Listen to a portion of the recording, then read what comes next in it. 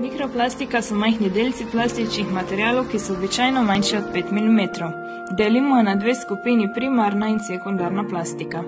V svetu imamo vse več plastike okoli nas, okroža nas vse povsod v zraku, vodi, celo v naši prehrani, mi se pa tega ne zavedamo.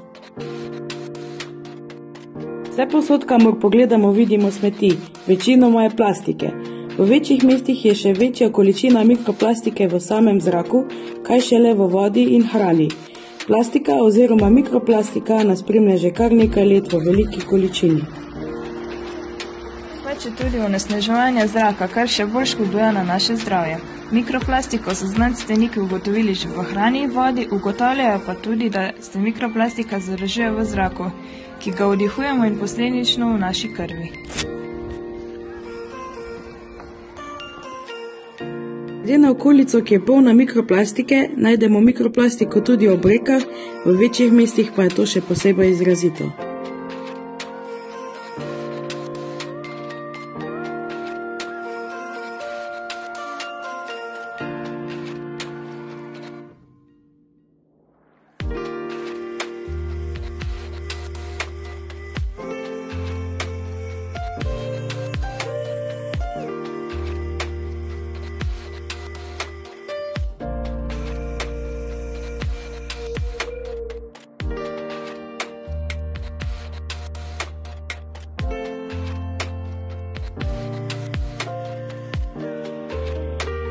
Rešitev zmanjšanja mikroplastike je, da nehamo kupovati izdelkov, ki so iz plastike in začnemo uporabljati bolj primerne izdelke za naš planet.